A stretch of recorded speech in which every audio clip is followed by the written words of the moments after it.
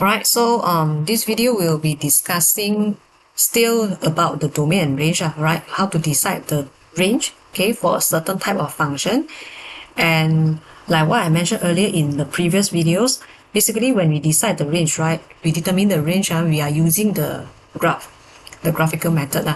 Alright, so to me, I think graphical method in this A-level syllabus, right, still suitable, okay, to accommodate all the type of question that being asked in the exam before.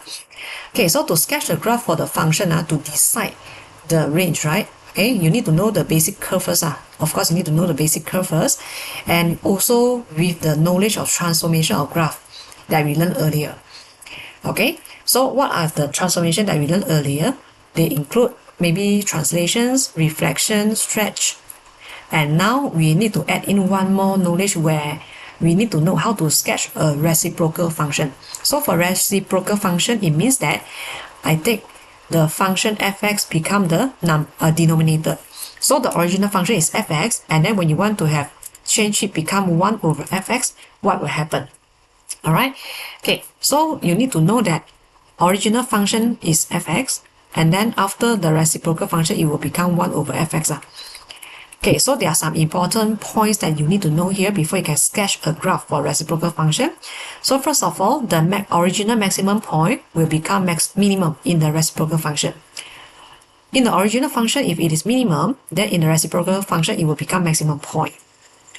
In the original function, if you are having the value y equals to 0, alright, then when you change become the reciprocal function, it becomes 1 divided by 0, which is undefined. And therefore, it is actually the line asymptote for us. In the original function, if we are having asymptote, then when you are trying to draw it in the reciprocal function, it will become 0. So these are some important points that you should know. Okay, so when we want to sketch a graph for reciprocal function. Alright, I will discuss the technique in more detail when we discuss the next example. Alright, so basically for our syllabus, right, if we try to apply all the transformation that we have here, okay, it is still enough for us to sketch the diagram and also to determine the range from the diagram. Okay, so we'll discuss one example here which includes the reciprocal function, alright. Okay, let's talk about example 17.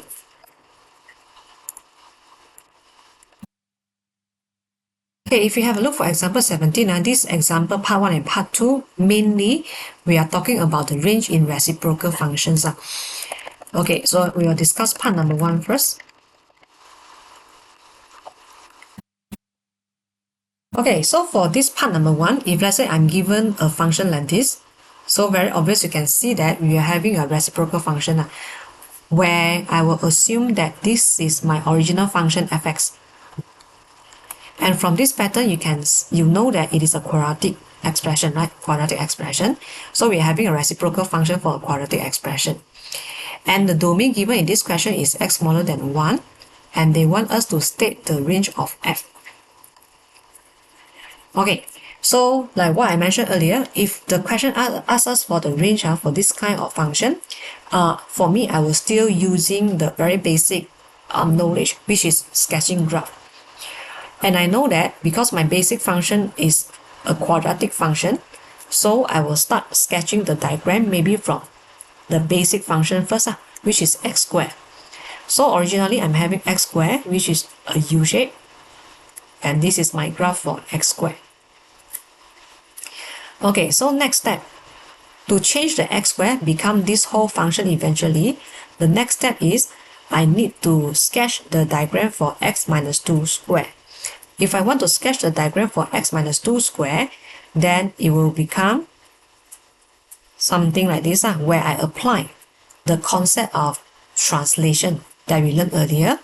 So x minus 2 squared, maybe I should write it like this, x minus 2 squared. This is the curve x minus 2 squared.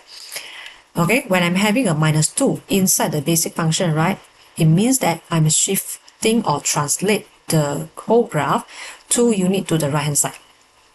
Okay, if you want to make it more, to make it clearer for your graph, then you can try to figure out what is the y-intercept here. So if you let x equals to 0, your y-intercept should be a 4. Okay, and I want to proceed further. So the next graph that I want to draw is, I want to take the x minus 2 square plus 3. Plus 3 means that I'm trying to shift the whole graph 3 units up. So if I try to shift the whole graph 3 units up, okay, it is still a U shape.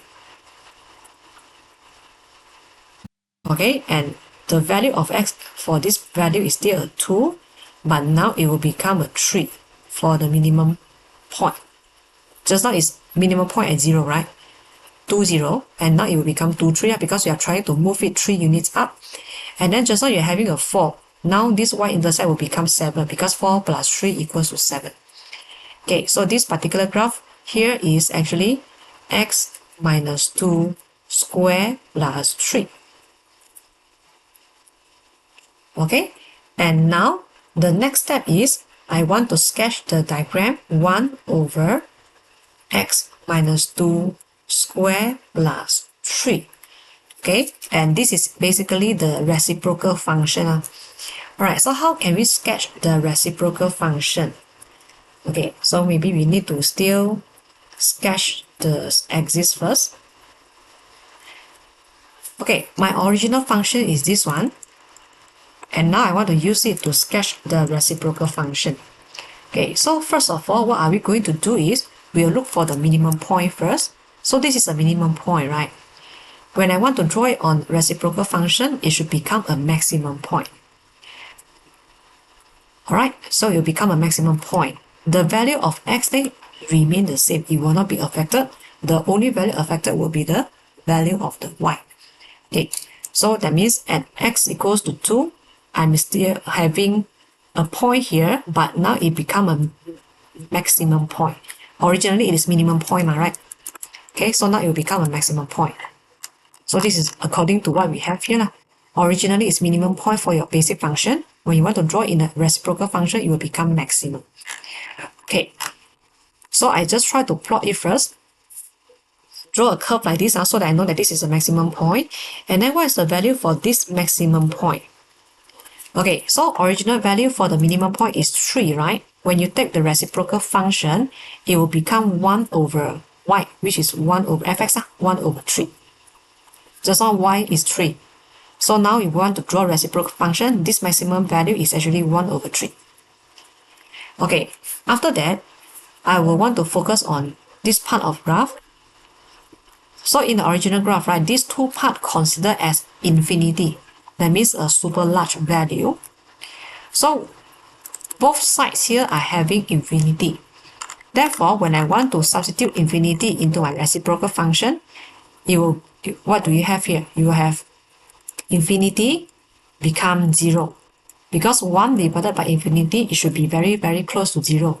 It should be a very small number, which is very, very close to 0. That means that if I want to sketch it in the diagram, it should be something like this. That means at the end, at the two end of my diagram here, the value should be very, very close to 0. But it will not touch a 0. It will not touch a 0. Okay? And if I want to compound and join all the points together, right? All the lines together, all the segments together. So I double check again. My original graph, I'm having minimum, which already become maximum. Then my original graph is having infinity at both sides. So 1 divided by infinity should be a very, very small value. So you can see that my graph is close to the x-axis because the value should be very, very small for the y. Okay, so if I try to connect this section together, right, then I should have my curve something like this.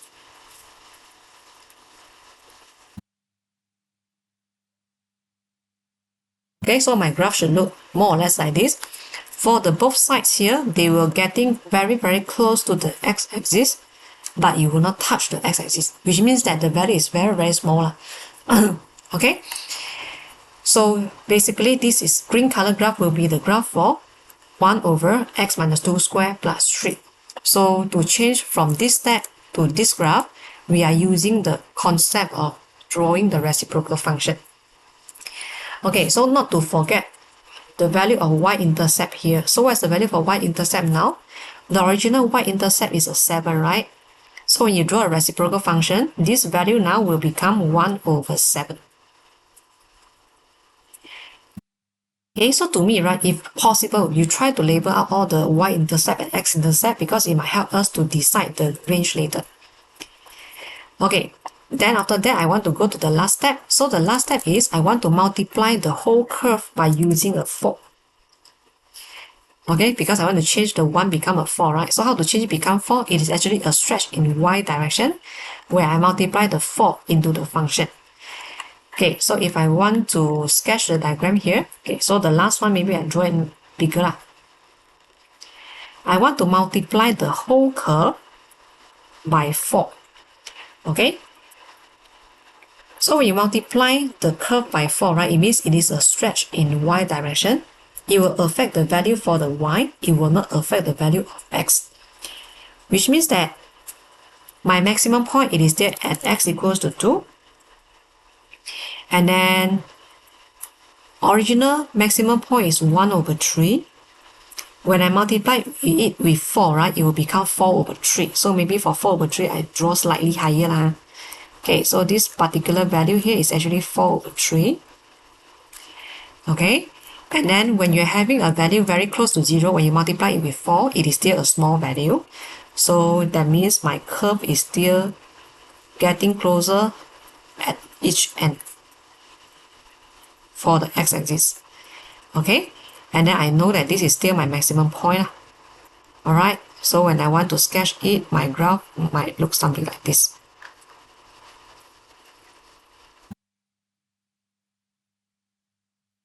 Okay, so again, it will be getting closer and closer to the x-axis, but it will not touch the x-axis on both sides. So it might look something like this. Okay, and then this is the value 2.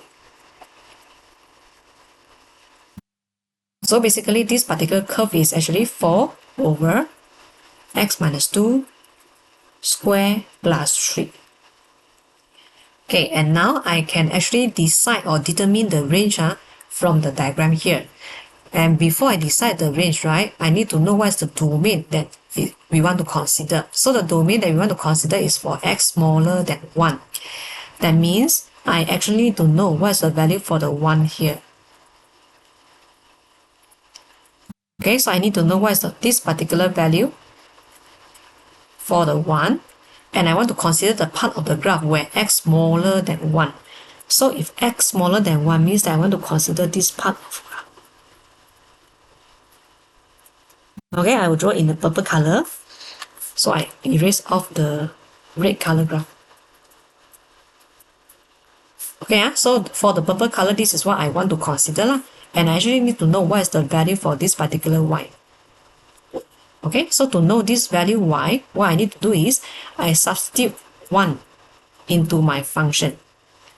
Alright, so when I substitute 1 into my function, I'm having 4 divided by 1 minus 2 square plus 3.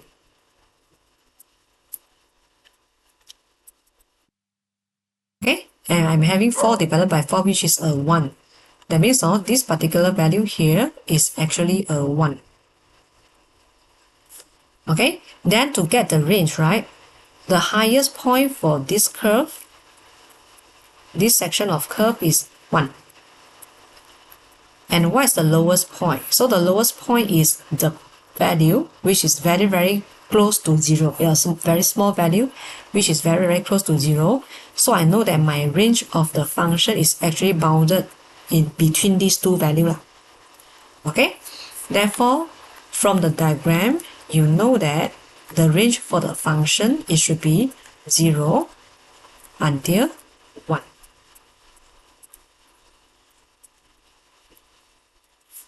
Okay, so this is how we actually sketch the reciprocal function and to determine the range for this particular function.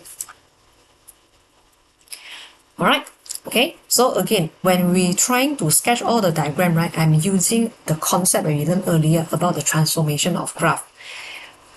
Alright, okay, so from the graph, I can see very clearly, okay, which part of the graph I want to consider to find out the range. Okay, so this is how we solve example 17 part 1. Okay, let's have a look for example 17 part 2. Okay, so let's say we have this. Again, if you roughly understand what do we have previously, okay, what have we discussed previously in the part 1, then maybe you can pause the video again, then you have a try, okay, for finding out this range for function g. Okay, so now let's continue with this. Function g, I'm having 1 over 9 minus x squared for x greater than 4. Okay, so again, I know that my basic function, it is still the x squared, which is a quadratic equation. I will start sketching the basic curve first. Okay, so my basic curve is quadratic equation. Quadratic expression, which is a basic basic x squared. So x squared is actually having the u shape.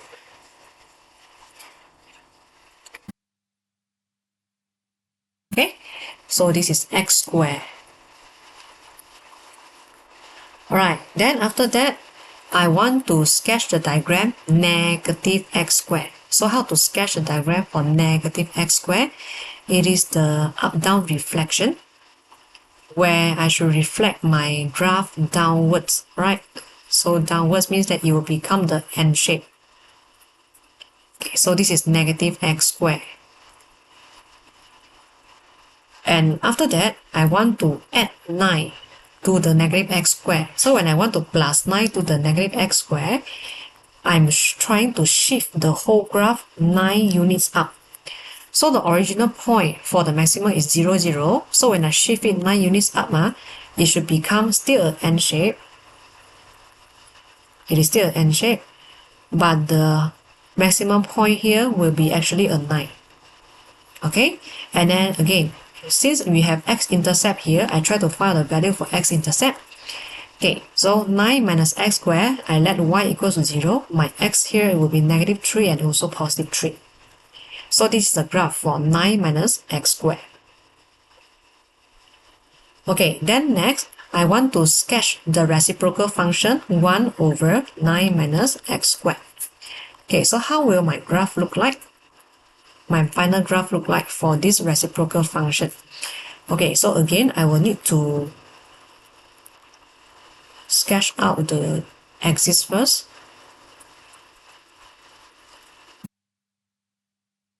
Okay, so first of all, I'm having original graph with the maximum point.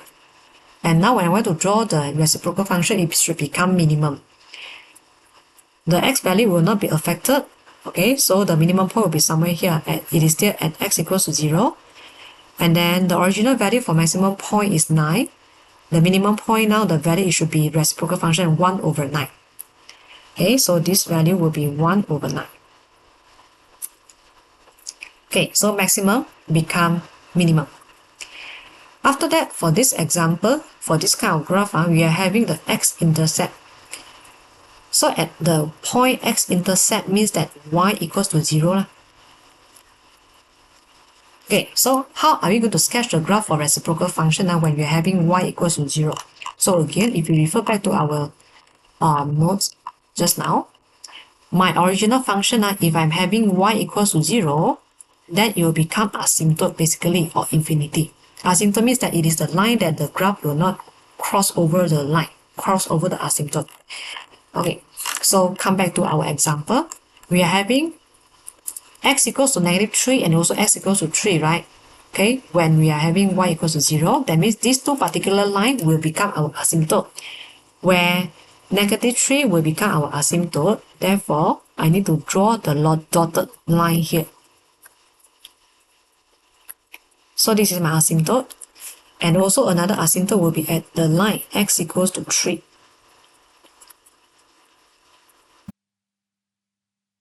Which means that later if I want to sketch the diagram, okay, when I want to sketch the diagram, the graph will not cross over the line.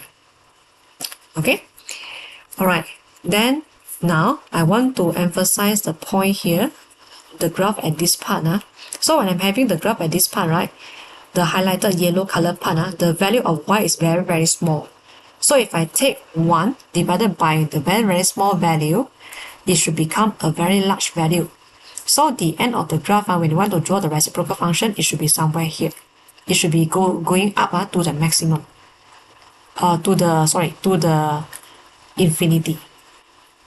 Okay, but again, when it is going up to infinity, right, the graph is getting very, very close to the asymptote, but it will not touch asymptote. So in short, when I'm trying to draw the reciprocal function for this part, it should be something like this. Okay, for this part of the curve. Okay, and now I want to consider to sketch the side, the blue color part here. Okay, so to sketch the blue color part again, if we have a look for this point, okay, this particular value of y, it is very, very small. So 1 divided by a very, very small value, you should get the negative infinity, right? You should get an infinity value, which means that my curve will start from infinity here.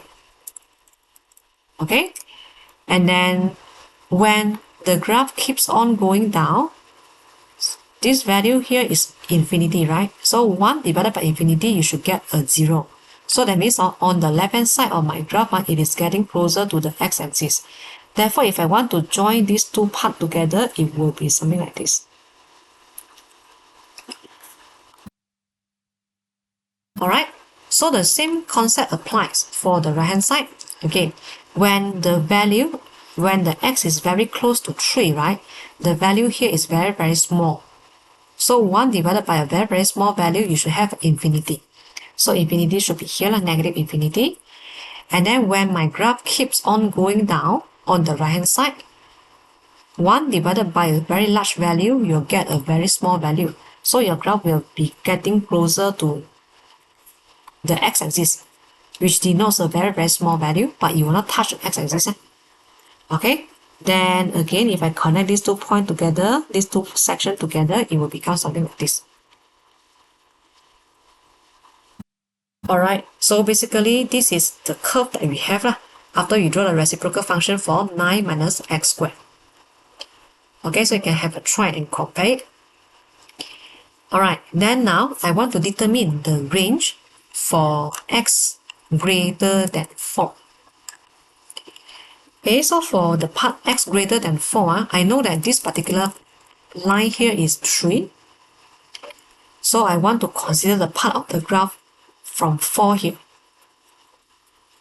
So that means when I want to determine the range, what I need to do is I actually need to find out okay, the y value for this part of the curve.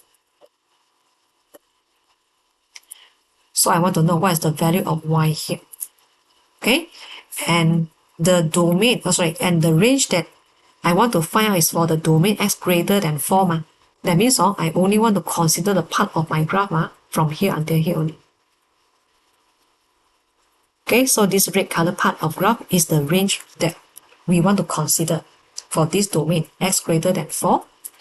Okay, so of course I need to know what is this particular value first. So to know the value here, I substitute 4 into the function g, right? Okay, so g4, what is the function here? So I'm having 1 divided by 9 minus 4 squared. So I'm having 9 minus 16, and I'm having negative 1 over 7. Okay, so that means the question mark here will be negative 1 over 7. Okay, and then to decide the range, right, I only want to consider this red color part of graph, and my range of g should be between this, bounded by this value. Okay, so from the diagram here, if you try to observe, I can see that the range of g is actually bounded between negative 1 over 7 until 0. It will not cross above the x-axis, right? Getting closer and closer to x-axis, but it will not touch it because the value becomes very, very small. Therefore, the range here should be bounded between the negative 1 over 7 and the x-axis, which is at 0, y equals to 0. Therefore, my final answer for the range of g will be something like this.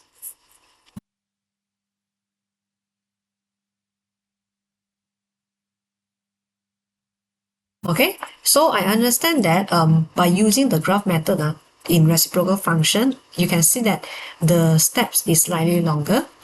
But to me, when we try to imagine or try to draw out the graph, basically it can help us to visualize everything clearer. That means after you draw the whole section for the graph, then you know which part of the domain that you want to consider. And from the graph also, we can see very clearly which part of the range of the function that we want to find. Okay, so the steps might be slightly longer, but to me, the graph method is actually quite a good or convenient method to me. Okay, all right. So this is two examples on about finding the range in reciprocal function. Okay, so again, just to recall back, to draw the graph in reciprocal functions, so these are the short some short notes. Right, so original point maximum, it will become minimum in the reciprocal function. So original minimum will become a maximum in the reciprocal function. Then when you're having the y equals to 0, it will become asymptote or infinity. And then when you're having infinity or asymptote, then your reciprocal function will become 0. Okay, so these two examples basically show us some idea on how to sketch a reciprocal function and decide the range. Alright, okay, so this is what I want to discuss for this video. So next video we will be discussing the range in a piecewise function.